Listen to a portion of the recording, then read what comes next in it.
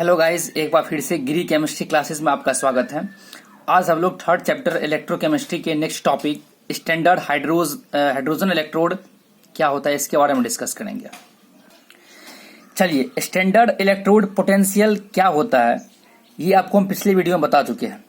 यानी कि standard electrode potential find करने के लिए हम हेल्प लेते हैं स्टैंडर्ड हाइड्रोजन इलेक्ट्रोड का। तो इसको कैसे क्या होता है स्टैंडर्ड हाइड्रोजन इलेक्ट्रोड, चलिए इसको डिस्कस करते हैं। इसको समझने के लिए आपको सबसे पहले एक हम फिगर बनाते हैं। तो चलिए यहाँ हमने एक बीकर बनाया, मेरे पास एक बीकर है, हमने एक बीकर लिया इस प्रकार से।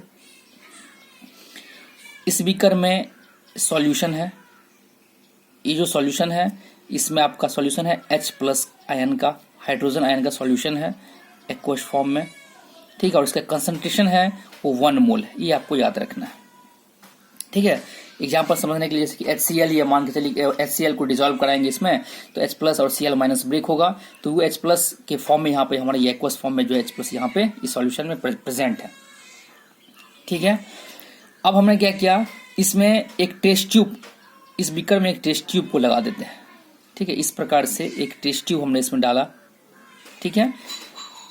और इस टेस्ट ट्यूब की मदद से, टेस्ट ट्यूब के थ्रू इसमें हम लोग हाइड्रोजन गैस प्रोड्यूस करते हैं, ठीक है। तो हाइड्रोजन गैस, चूंकि हम लोग स्टैंडर्ड का चर्चा कर रहे हैं इसलिए ये भी हमारा जो है सो आपका 1 बार होना चाहिए। स्टैंडर्ड मतलब 1 यूनिटी, कल ही मतलब पिछले वीडियो में हमने आपको बता चुका था, है ना। स्टैंडर्ड का मतलब यूनिटी होता है। यहाँ पे हमने कंसंट्रेशन भी जो है सो 1 मोल स्टैंडर्ड लिया, और हमने यहाँ पे प्रेशर भी है, जो यहाँ पे जो गैस का प्रेशर है इस गैस का, वो भी हमारा 1 बार यानी कि स्टैंडर्ड प्रेशर है, ठीक है। अब हम क्या करते हैं, ये जो हमारा टेस्ट ट्यूब है, इस टेस्ट ट्यूब के थ्रू इसके अंदर से एक वायर है, ठीक है, पीटी का। ये जो वायर देख रहे हैं हमारा प्लेटिनम का वायर है, और इस वायर के अंदर में यहाँ पे इलेक्ट्रोड है, इस इलेक्ट्रोड से इस वायर को कनेक्ट कर दिया गया। और ये जो इलेक्ट्रोड है ये भी हमारा प्लेटिनम का इलेक्ट्रोड है, पीटी का इलेक्ट्रोड है जो कि प्लेटिनम वायर से कनेक्ट है, ठीक है गाइज। तो आपको याद रखना यहाँ पे प्रेशर, हमारा जो प्रेशर है वो भी स्टैंडर्ड प्रेशर है, और कंसंट्रेशन है ये भी हमारा स्टैंडर्ड कंसंट्रेशन है, ठीक। तो अब देखो गाइज, इसमें जो H2 गैस, इसमें H2 गैस को यहाँ से हम, है ना, ये प्रोड्यूस करें, यहाँ से H2 गैस जो आएगा और यहाँ से H+ आयन जो है सो ये आ रहा है, ठीक है। इस दोनों को अगर देखा जाए तो इसका मतलब ये हो गया, यहाँ से H2 गैस आ रहा है और यहाँ से H+ आयन आ रहा है। इसका मतलब ये हुआ इसमें, इसके अंदर जो रिएक्शन होगा वो हमारा ऑक्सीडेशन होगा, ये दोनों आपस में ऑक्सीडाइज होगा, है ना, ऑक्सीडाइज हो जाएगा, और ऑक्सीडाइज होकर हाइड्रोजन के फॉर्म में कन्वर्ट हो जाएगा, ये हाइड्रोजन बनाएगा इसके अंदर में, ठीक है। यदि मैं इसका हाफ रिएक्शन लिखूं इस प्रकार से, इस इक्वेशन का अगर हाफ लिखूं तो इस प्रकार से हम लिख सकते हैं इसका हाफ रिएक्शन, जिसका जो हाफ रिएक्शन हमारा होगा वो H+ एक्वस फॉर्म में है, ठीक है, प्लस 1 इलेक्ट्रॉन ये लेगा हमारा, यहाँ पे ये 1 इलेक्ट्रॉन लेगा, और इस प्रकार से हमारा जो है सो ये कंप्लीट हाइड्रोजन नहीं है, इसलिए यहाँ पे हमने हाफ लिखा, ये H2 गैस जो है सो ये बन जाएगा। इस प्रकार से इस फिगर का ये हमारा जो है सो यहाँ पे हाफ रिएक्शन होगा, ठीक है। अब यदि इसको हम हाफ सेल में रिप्रेजेंट करें, ठीक है, तो इसको यदि हाफ सेल में रिप्रेजेंट करें तो यहाँ पे आप देख रहे हैं जो मेरे पास 2 टाइप का इलेक्ट्रोड है, ठीक है, एक प्लेटिनम का है और एक हाइड्रोजन का है। तो इसको हम लोग हाफ सेल में रिप्रेजेंट करने के लिए इस प्रकार से इसको कर सकते हैं। तो देखिए इसको हाफ सेल में कैसे रिप्रेजेंट करेंगे। इसके लिए यहाँ पे एक प्लेटिनम है मेरे पास, लिख सकते हैं इसको PT, जो कि सॉलिड के फॉर्म में है, ठीक है। इसके बाद फर्स्ट हमारा प्लेटिनम हो गया और सेकंड हमारा हाइड्रोजन है, तो H2 और H+ जो कि एक्वस फॉर्म में है। तो इसको इस प्रकार से ये जो हमारा है सो हाफ सेल रिएक्शन में इस प्रकार से इसको हम रिप्रेजेंट कर सकते हैं, ठीक है। अब आपको याद ये रखना इंपॉर्टेंट बात, अभी हमने देखा इसमें कंसंट्रेशन टर्म लिया, प्रेशर टर्म लिया। अब यदि इसमें हम लोग टेम्परेचर को भी ऐड कर दें, ठीक है, यदि इसमें हम लोग temperature equal to temperature, room temperature, चूंकि हम लोग सब टर्म को स्टैंडर्ड में ले रहे हैं, हाइड्रोजन भी स्टैंडर्ड लिया, कंसंट्रेशन भी स्टैंडर्ड लिया, तो टेम्परेचर भी अगर स्टैंडर्ड लेते हैं, स्टैंडर्ड टेम्परेचर, रूम टेम्परेचर आपको पता ही होगा 25 डिग्री सेल्सियस होता है। अगर temperature, room temperature 25 degree Celsius लेते हैं तो इस कंडीशन में क्या होगा, तो ये जो देख रहे हैं यहाँ पे सेल का, इस सेल का जो हमारा इलेक्ट्रोड होगा, स्टैंडर्ड इलेक्ट्रोड EMF, है ना, ई सेल, ये EMF इज इक्वल टू 0 हो जाएगा। ये बहुत ही इंपॉर्टेंट पॉइंट आपको याद रखना होगा, ठीक है। इस सेल में यदि हम लोग टेम्परेचर जीरो ले लेते हैं, स्टैंडर्ड टेम्परेचर लेते हैं, तो इस कंडीशन में जो हमारा स्टैंडर्ड EMF होगा ये हमारा क्या हो जाएगा, 0 हो जाएगा। इसका मतलब ये हो गया कि यदि हम किसी भी हाफ सेल को, है ना, इट मीन्स ये हुआ यदि इसको हम किसी भी हाफ सेल से कनेक्ट कर दें तो कुछ ना कुछ पार्टिकुलर डिफरेंस मिलेगा हमको। जैसे इससे पहले हमने आपको डेनियल सेल में बताया था, है ना, ईएमएफ का मतलब क्या होता है, पोटेंशियल डिफरेंस। तो डेनियल सेल में जैसा कि हमने आपको बताया था, जो दो अलग अलग पार्टिकुलर सेल लेते थे और दोनों का डिफरेंस फाइंड करते थे, उसी डिफरेंस को हम लोग पोटेंशियल डिफरेंस या ईएमएफ बोलते हैं। अब उस दोनों पार्टिकुलर इंडिविजुअल सेल में अगर किसी भी एक साइड से हम इस प्रकार के सेल को ले, ये स्टैंडर्ड हाइड्रोजन इलेक्ट्रोड वाला सेल ले, तो उस कंडीशन में भी क्या होगा, कुछ ना कुछ पोटेंशियल डिफरेंस मिलेगा, ठीक है। लेकिन याद करने वाली ये बात ये है कि पोटेंशियल डिफरेंस जब कभी भी मिलेगा तो हमको इंडिविजुअल सेल का मिलेगा। इसका मतलब ये हो गया कि दो सेल अगर हम लेते हैं, एक लेफ्ट साइड में और एक राइट साइड में, तो लेफ्ट साइड में या फिर राइट साइड में किसी भी साइड में अगर हम लोग एक इस सेल को डाल देते हैं तो हमको पता है इस सेल का जो ई सेल की वैल्यू 0 है। इसका मतलब अब जो डिफरेंस निकालेंगे किसी पार्टिकुलर का, तो वो जो हमारा इंडिविजुअल सेल होगा, इसको छोड़ के दूसरा जो भी होगा, उसी का हमारा जो है सो, है ना, जो भी पोटेंशियल डिफरेंस होगा, पोटेंशियल वैल्यू होगा, वही उसका पोटेंशियल वैल्यू होगा, क्योंकि इसका जो वैल्यू हमेशा 0 होता है, ठीक है। तो अब इसको हम कनेक्ट करके दिखा सकते हैं। अगर हम मान लेते हैं ये जो हमारा सेल है, ये सेल, इस सेल को किसी दूसरे सेल में हम कनेक्ट करके दिखाते हैं आपको, तो इस प्रकार से हमारा इक्वेशन बनेगा। लिखते हैं, चलिए, PT, ये हमारा PT हो गया, ठीक, हाइड्रोजन हो गया, और ये हमारा H+ एक्वस फॉर्म है, ठीक है। ये हमारा जो ये देख रहे हैं सेल, इस सेल का हमारा, इसे पहले हमने लिख दिया है, इसको फिर से रिपीट किया हमने, ठीक है। इसको हम कनेक्ट करते हैं किसी दूसरे सेल से। ये हमारा एक पहला सेल हो गया। अब इसे हम लोग क्या करेंगे, कनेक्ट करते थे, आपको याद होगा, तो सॉल्ट ब्रिज का यूज करते हैं। तो अब इसको कनेक्ट करने के लिए हम लोग इसमें एक सॉल्ट ब्रिज लगाएंगे। ये हमारा सॉल्ट ब्रिज हो गया। अब इसके साथ दूसरा हम लोग कोई भी कॉपर वाला ले लेते हैं। इससे पहले हमने आपको डेनियल सेल बताया था, उसमें कॉपर का था, है ना, और जिंक वाला था। इसमें हम लोग कॉपर का लेते हैं, तो आपका हो जाएगा Cu2+, आपको याद होगा एक्वस फॉर्म में है, जिसका कंसंट्रेशन 1 मोल है, ठीक है, और Cu ये प्योर सॉलिड फॉर्म में है, ठीक है। तो यहाँ पे ध्यान से देखा जाए तो ये आपका हमारा जो है सो, है ना, सेल रिएक्शन हो गया इसके according to standard electrode potential. इसकी एक साइड हमने स्टैंडर्ड वाला ले लिया, दूसरे साइड ले लिया। इसी कंडीशन में अगर इसका हम लोग निकालेंगे पोटेंशियल डिफरेंस, तो पार्टिकुलर इसका जो पोटेंशियल डिफरेंस होगा कॉपर वाले टर्म का, वही हमारा डिफरेंस निकलेगा, क्योंकि इसका 0 होता है, ठीक है।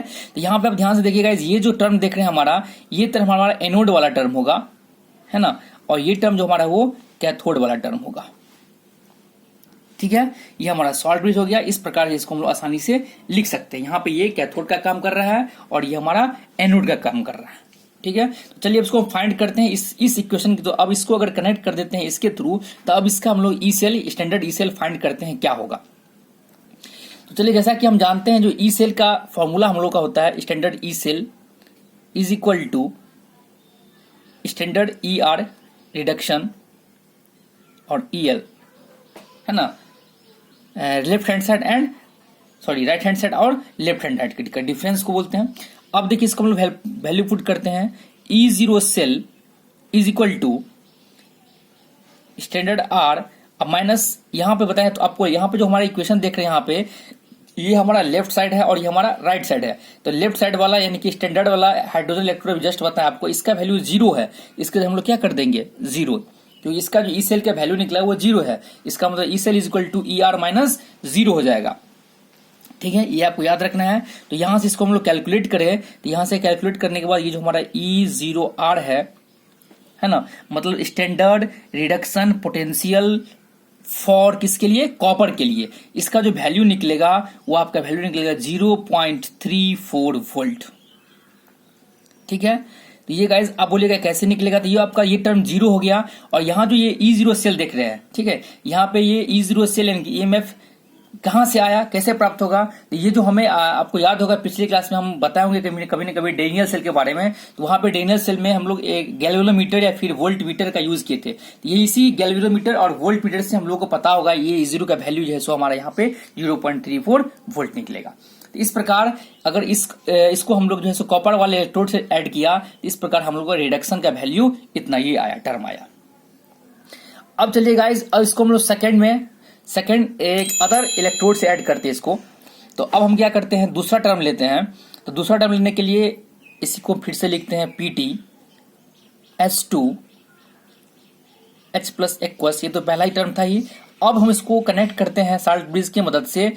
सेकेंड जो टर्म था मेरा जिंक वाले से ऐड करते हैं Zn2 प्लस एक्वस, इसका कंसंट्रेशन 1 मोल और Zn सॉलिड। अब हमने इसको सेकंड वाले इलेक्ट्रोड से, इसको जिंक वाले इलेक्ट्रोड से हमने कनेक्ट किया। तो इस कंडीशन में इसका वैल्यू क्या होगा, ई नॉट सेल का, E0 cell is equal to ER minus EL। Therefore E0 cell is equal to E0R minus left side अब जस्ट बताएं आपको, इसका वैल्यू 0 है, इसका वैल्यू यहाँ पे 0 हो जाएगा। तो इस कंडीशन में यहाँ पे जो हमारा निकलेगा E नॉट R, यानी कि स्टैंडर्ड रिडक्शन पोटेंशियल फॉर किसके लिए, जिंक के लिए। ठीक है, इसका जो वैल्यू यहाँ पे निकलेगा वो मेरा निकलेगा -0.76 वोल्ट। ठीक है, इसका क्या निकला, -0.76 वोल्ट। ठीक है, तो अब आपको यहाँ पे एक बहुत ही इंपॉर्टेंट पॉइंट याद करना होगा गाइज। चलिए उसको हम नेक्स्ट टर्न करते हैं पेज को। अब आपको इससे बहुत ही इंपॉर्टेंट पॉइंट याद क्या करना होगा, अभी आपने जस्ट देखा, ध्यान से यहां फिर से देखिए। अब यहां की बहुत ही इंपॉर्टेंट बात याद रखने वाली ये है कि जब हमने कॉपर हाफ सेल से कनेक्ट किया, ठीक है, जब हमने इसको स्टैंडर्ड वाले को कॉपर हाफ सेल से कनेक्ट किया तो मेरा वैल्यू, स्टैंडर्ड रिडक्शन पोटेंशियल का वैल्यू पॉजिटिव में आया। ठीक है, और उसी को जब हमने जिंक वाले हाफ सेल से कनेक्ट किया तो स्टैंडर्ड इलेक्ट्रोड पोटेंशियल का वैल्यू निगेटिव में आया।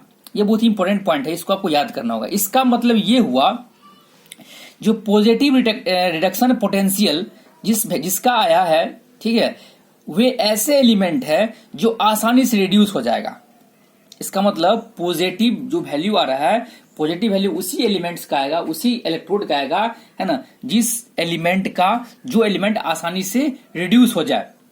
ठीक है, और निगेटिव वैल्यू उसका आएगा जो एलिमेंट आसानी से ऑक्सीडाइज हो जाए। ये बहुत ही इंपॉर्टेंट पॉइंट आपको याद रखना। चलिए एक बार फिर से रिपीट करते हैं।